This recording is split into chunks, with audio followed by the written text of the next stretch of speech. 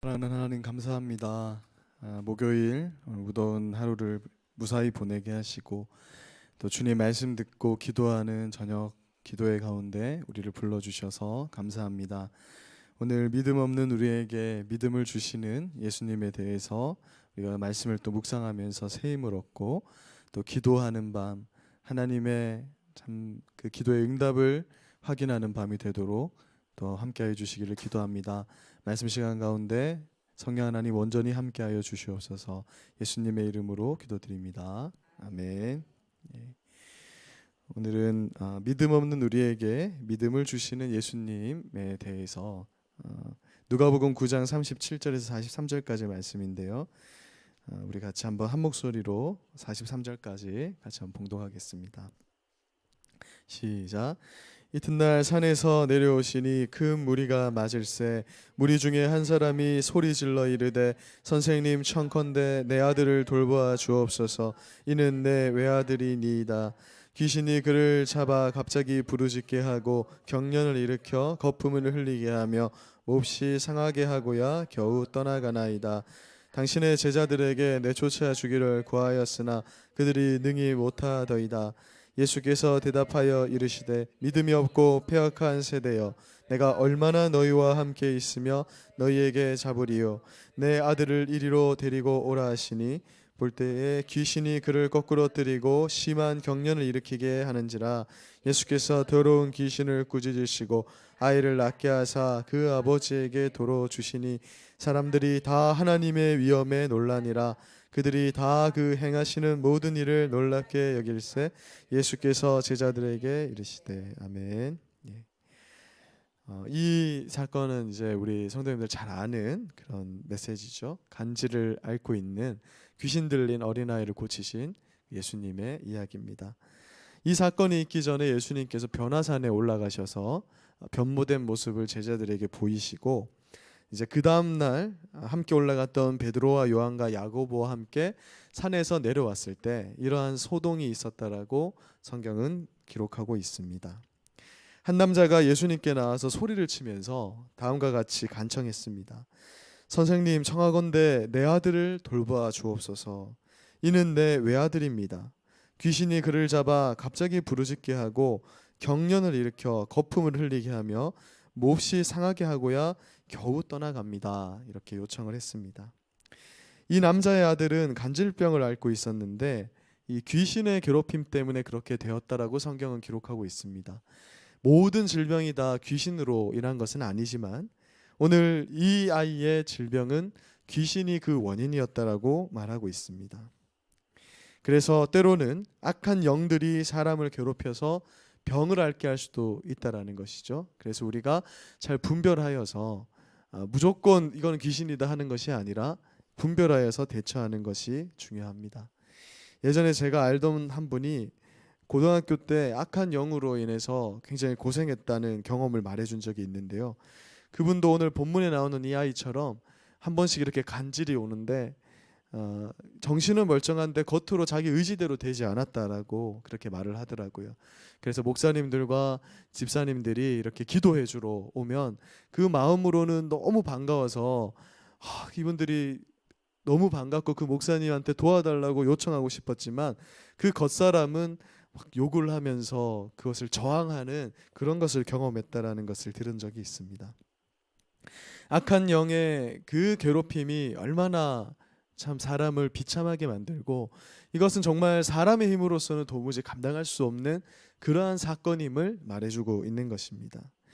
오늘 본문 말씀에 이 아버지도 귀신에게 고통당하는 아들로 인해서 많은 어려움을 겪고 제자들을 찾아왔다라고 말씀합니다. 의사가 고칠 수 있는 그런 질병이 아니었다.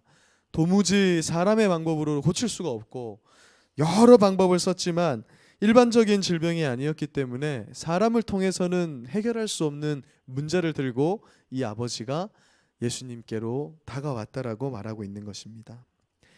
누가복음 9장 41절에 보면 남자의 간청을 들으신 예수님이 다음과 같이 꾸짖습니다. 믿음이 없고 패역한 세대여, 내가 얼마나 너희와 함께 있으며 너희에게 참으리요. 예수님께서 지금 이 말씀을 누가복음만을 봐서는 왜 갑자기 책망을 하시는지 알 수 없는데 우리가 마가복음을 함께 보면은 이 사건의 내역을 알 수 있게 됩니다. 이 사건을 잘 이해하기 위해서 다른 복음서의 내용을 살펴보면 예수님께서 베드로와 요한과 야고보와 함께 변화산에서 내려와서 산 아래에 남아있던 제자들에게 오자 많은 무리들이 예수님 주변으로 몰려들었다라고 말합니다. 그리고 거기에는 예수님을 항상 공격하던 서기관들이 버티고 있었다라고 그 성경 배경을 말하고 있습니다. 예수님을 찾아온 아버지는 예수님이 계시지 않자 제자들에게 내 아들을 좀 구해달라. 당신의 스승 예수가 한 것처럼 당신들도 내 아들을 좀 고쳐달라 그렇게 요구했습니다. 그러나 제자들이 이 아이를 괴롭히는 귀신을 쫓아내지 못했고 그때 그것을 지켜보고 있던 서기관이 이때다 싶어서 그 제자들을 비난하면서 또한 예수님을 비난하기 시작했던 거예요. 항상 예수님과 함께 다니는 제자들이 악한 영의 괴롭힘을 당하는 이 아이를 돕지 못하는 것을 봤을 때 예수님도 볼 것 없다. 그렇게 싸잡아서 비난하고 있었던 것입니다. 예수님께서 정말 악한 영들을 물리칠 수 있는 분이라면 그 제자들도 그런 일이 나타나야 되는데 어떻게 그런 일이 나타나지 않는가라고 하면서 이때다 싶어서 비난의 수위를 높였던 것이죠. 이들은 예수님에 대해서 시기하는 마음을 가지고 있었고 자신들이 받아야 되는 인기를 예수님이 가져갔다고 생각했기 때문에 여론을 이렇게 선동하여서 예수님에게 없는 그런 것들을 만들고 있는 것을 보게 됩니다. 늘 예수님을 공격하던 이들을 향해서 예수님께서 1차적으로 믿음이 없고 패역한 세대라고 책망하신 것입니다. 예수님께서 지금까지 수많은 표적을 보여줬고 그들과 함께 하시면서 하나님의 아들이심을 보여줬음에도 불구하고 그들은 예수님을 믿는 믿음이 없었다. 계속해서 기적을 말하지만 보여줘도 그것으로 그들이 변하지 않는다. 그래서 예수님께서는 믿음이 없는 그 세대를 향하여서 패역한 세대라고 그렇게 말씀하신 것입니다. 귀가 막히고 눈이 가려져서 예수님이 어떤 분이신지를 도무지 알지 못하는 그들을 향해서 예수님이 이런 표현을 하신 거죠. 그래서 성경은 누가 복이 있는 사람인가에 대해서 말할 때 예수님이 어떤 분이신지 예수님이 어떤 일을 하시는 분인지 그것을 듣고 알아서 믿는 자가 복되다라고 말합니다.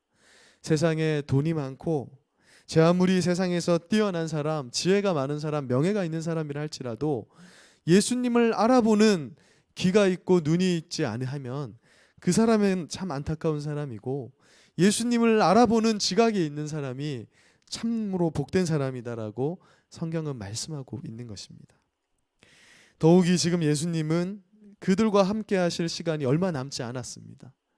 예수님은 곧 십자가에서 죽으실 것이고 더욱이 이제 이 이스라엘은 로마에 의해서 완전히 멸망당하게 됩니다.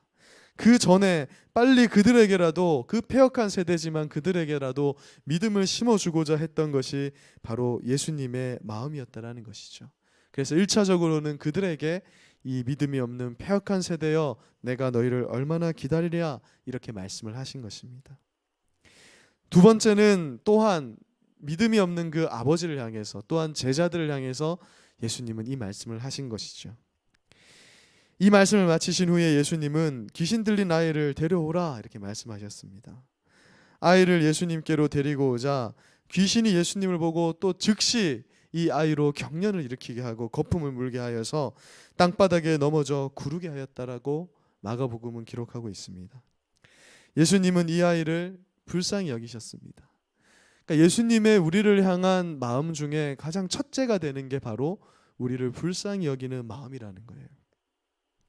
여러분, 하나님은 우리에게 은혜를 주시는 분인데 그 은혜의 기초가 바로 불쌍히 여기는 마음이라는 겁니다. 죄악에서 도무지 끄집어낼 혼자 힘으로 나올 수 없는 그들을 향한 은혜의 하나님의 그 은혜의 마음에는 언제나 우리를 불쌍히 여기는 마음이 들어있는 거예요. 그래서 그를 보며 불쌍히 여기셨습니다. 그러면서 이 아이의 상태가 언제부터 이렇게 비참한 상태였는지를 아이의 아버지에게 물어봤어요. 아이의 아버지는 악한 영이 이 아이가 아주 어릴 때부터 그를 괴롭혔다라고 말했습니다.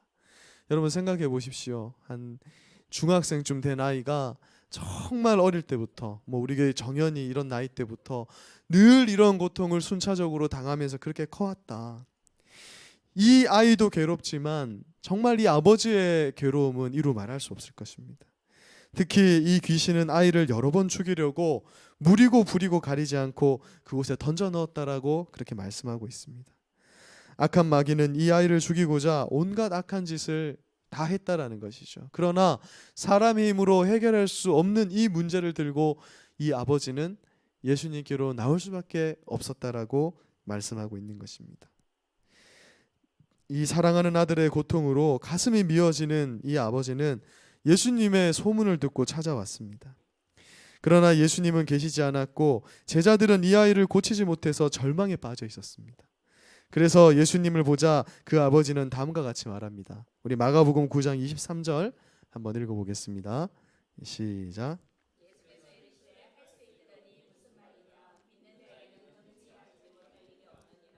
예. 이 아버지가 하실 수 있거든 고쳐달라, 그런 말을 했습니다. 왜냐하면 이 앞에 제자들이 도무지 고치지 못하는 것을 이미 보아서 믿음이 떨어질 대로 떨어졌기 때문에 예수님도 혹시 가능할까? 그래서 예수님께 나와서 하는 말이 할 수 있거든이 무엇인가? 할 수 있거든이, 할 수만 있으면, 하실 수 있으면 우리를 도와달라, 그렇게 말했던 것이죠. 그런데 예수님께서는 이렇게 말씀하십니다. 할 수 있거든이 무슨 말이냐? 믿는 자에게 능히 하지 못할 일이 없다. 예수님은 완전히 절망에 빠져서 예수님을 향한 믿음마저 잃어버린 이 아버지를 향해서 믿고 의지하는 자에게 결코 능치 못할 일이 없다라는 것을 일깨워 주신 거예요. 우리가 왜 말씀을 듣는가? 우리가 매번 말씀을 듣고 어쩔 때는 정말 도대체 이 말씀이 왜 반복적인가? 그런데 그 말씀 속에 뭐가 있냐면 믿음이 있는 거예요. 믿음이 생겨난다라는 것입니다.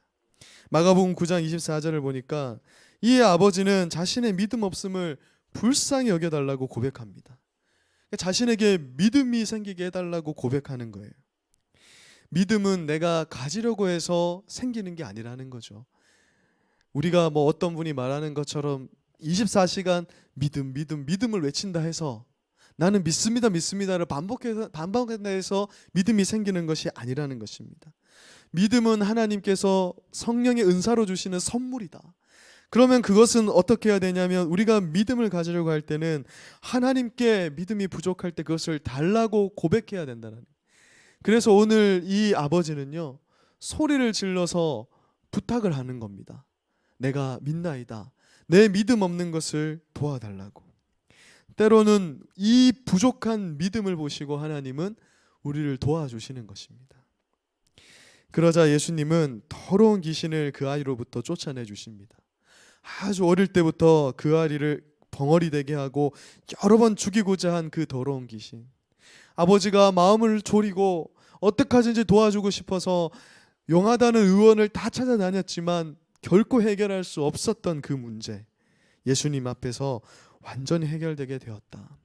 우리 그리스도인들이 붙잡아야 될 것, 힘들고 어렵고 복잡한 세상일수록, 여러분 요즘 세상은 정말 얼마나 복잡합니까? 그런데 이 세상 속에서 우리가 붙잡는 것은 예수 그리스도 한 사람이 되어야 된다라고 성경은 강조하는 거예요. 그래서 말씀은 정말 별것 아닙니다. 예수님을 붙잡아라. 그거 외에 다른 방법이 없는 거예요. 차라리 천주교처럼 교회 청소를 100시간 하면 하나님이 네 소원 들어주실 거야. 헌금을 100만 원 하면 하나님이 네 소원 들어주실 거야 하면 우리 완악한 인간은 더 편할지도 모르겠어요. 그런데 풀 수 없는 문제 앞에 하나님은 오늘도 말씀합니다. 예수 그리스도를 붙잡아라. 예수 그리스도밖에는 없다. 그런데 그 믿음이 내게 없으니까 그 믿음을 달라고 구해라. 그렇게 말씀하는 것입니다. 사랑하는 여러분, 이 아이의 아버지가 가진 믿음은 정말 대단한 믿음이 아니었어요. 그런데 이 아버지가 경험한 기적은 정말 대단한 거였잖아요. 성경은 우리에게 대단한 믿음을 요구하지 않습니다. 정말 따지고 보면 기드온도 그렇고 요셉도 그렇고 다윗도 그렇고 믿음만 두고 보면 위대한 믿음이 아니에요.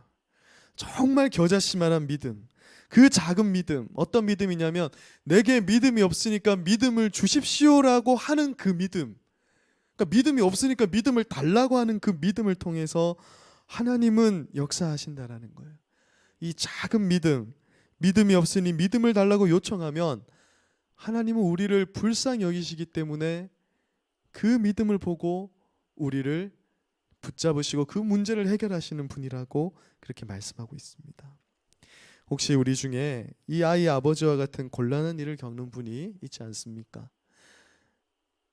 지금 간질을 앓는 아이는 하나의 상징적인 것이죠. 사람의 힘으로 극복할 수 없는 일, 그런 것이 없는 사람은 없습니다. 하나님 없이는 해결할 수 없는 일, 그 일로 고민하고 있다면 오늘 말씀처럼 우리는 하나님 믿음을 달라고 기도해야 하는 것입니다. 하나님, 이 문제 내가 예수님 끝까지 믿고 범죄하지 않도록 믿음을 주시옵소서. 지금 너무 절망적인데 하나님, 나 좀 믿음을 달라고, 이것을 극복하고 이겨낼 수 있는 믿음을 달라고 그렇게 기도하면 예수님은 결코 그 미약한 믿음 그냥 두지 않으시고 반드시 선한 방향으로 응답하시는 분임을 기억하시기 바랍니다. 예수님은 분명히 말씀하십니다. 이런 일은 기도 외에 나올 수가 없다. 우리 담임 목사님이 또 오늘 예배 전에 잠깐 뵀는데 텐트를 싸들고 또 산을 올라가셨습니다. 무엇입니까? 그러니까 기도 외에 방법이 없다. 다른 거 생각할 수 있는데 우리가 담임 목사님과 함께 지금 해야 될 일이 뭐냐 하면 교회의 어려운 일들 구석구석 고쳐나가야 될 부분들 많죠. 그것에 말하기 쉽고 그런 것에 대해서 불만을 말하기 쉽습니다.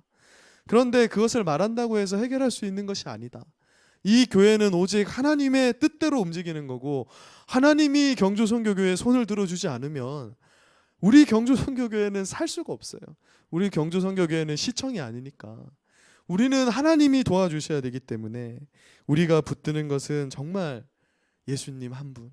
오늘 이 아버지의 기도처럼 우리의 믿음 없음을 용서해 주십시오.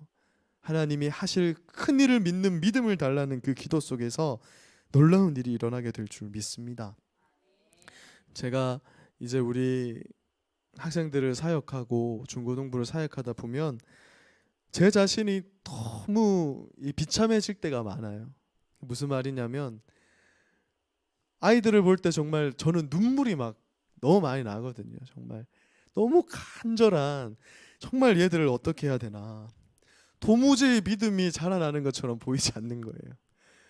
옛날 우리 홍 권사님, 연옥 권사님, 차영 집사님처럼 정말 청년회 때 정말 뛰어다니면서 양을 치면서 하면 좋겠는데, 그런데 그때마다 하나님 주시는 마음은 네가 기도하지 않고 마음으로 걱정하는 게 무슨 의미가 있느냐, 그 시간에 기도하라 라는 마음을 많이 주십니다.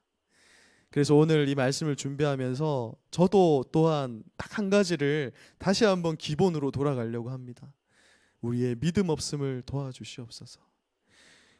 나의 하나님이 그의 하나님이고, 나의 하나님이 내 자녀의 하나님이고, 나의 하나님이 내 아내의 하나님이고, 남편의 하나님이시잖아요. 제가 제 동생을 볼 때도 답답하죠. 그런데 하나님 그럴 때마다 이런 마음 주세요. 내가 너를 이끌어 왔는데 그를 내가 돌보지 않겠느냐. 내가 지금도 함께하고 있다. 하나님 근데 눈에 보이지 않는데요. 막 미칠 것 같은데 지금 막 통곡하고 통회할 것 같고 정말 미칠 것 같은데 어떡합니까? 내가 그의 하나님은 되지 않느냐.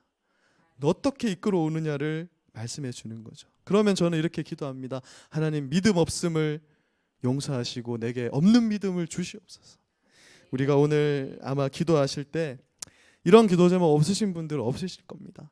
근데 우리가 한 가지 정말 간절히 한번 기도할 것은 이렇게 하나님을 바라보고 기도하면서 이 문제를 헤쳐나가는 우리 경주선교교회 되고, 다시 한번 우리가 처음 교회로 개척될 때 간증이 넘쳐나던 그런 우리 교회가 되었으면 좋겠습니다. 우리가 믿음이 있는 사람들은 자연히 기도하게 되는데 오늘 밤 우리의 문제를 두고 기도하고요. 또 특별히 오늘 교회를 위해서, 또 우리 담임 목사님 위해서, 또 원로 목사님 건강, 또 우리 다음 세대들, 우리 교회가 살아나려면 아이들의 이 울음소리, 웃음소리가 그치지 않고 청년들이 교회의 발걸음을 지속해야 되지 않겠습니까? 그것을 위해서 같이 기도하시고 우리 돌아가는 밤 되기를 바랍니다. 제가 기도하고 우리 같이 기도하는 시간 가지겠습니다. 사랑하는 하나님 아버지,